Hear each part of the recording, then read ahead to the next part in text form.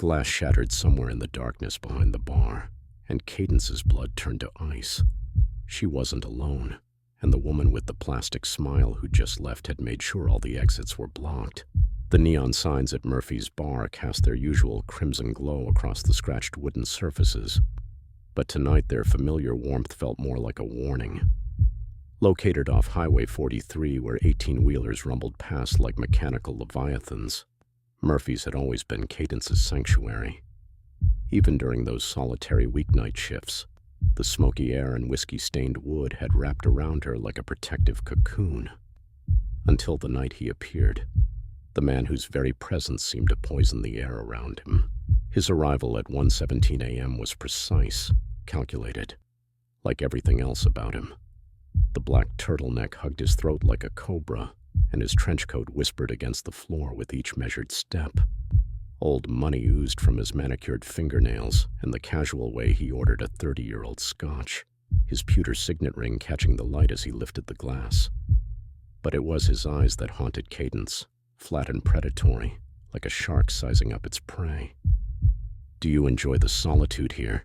he'd asked, his words dripping with a hidden meaning. The question slithered across the bar, and Cadence felt its venom even then. She'd seen his type before in her 5 years of bartending, men who collected people like others collected art. But something about him was different. More organized, more patient. 7 days later, he returned with his bait, a woman whose youth was as artificial as her warmth.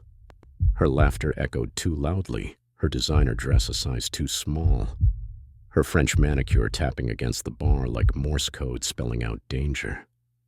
"You're so pretty," she'd cooed, her hand brushing Cadence's arm with practiced familiarity. Each touch felt like a spider crawling across her skin. Their trap was a masterpiece of manipulation, whispered promises of exclusive clients, hints of wealth beyond imagination. $10,000 for a weekend of hostessing. When Cadence refused to step outside to discuss the opportunity, she saw something crack in the woman's perfect mask, a glimpse of the predator beneath. The stalking began subtly, a black SUV with tinted windows appearing in her rearview mirror night after night. The woman returning during dead hours, her smile now brittle and sharp as broken glass. But nothing prepared Cadence for what came next. The sound of the front door clicking shut echoed like a jail cell closing. The woman vanished, leaving behind only the scent of expensive perfume and malice. Outside, a black van idled, its engine purring with deadly promise. Then came the metallic scraping at the back door, the sound of someone who'd done this before, someone who knew exactly how to break in.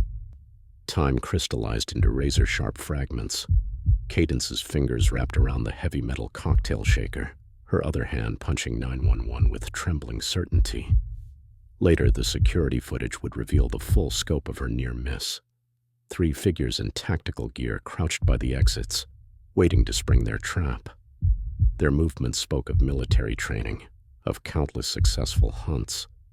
Her salvation came in the form of her boss's pickup truck, its headlights cutting through the darkness like avenging angels.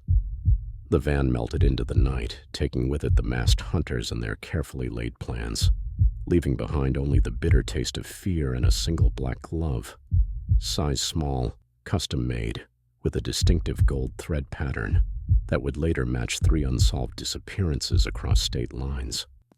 These days, Murphy's has cameras in every corner, panic buttons under the bar, and a strict 2-person policy for closing shift.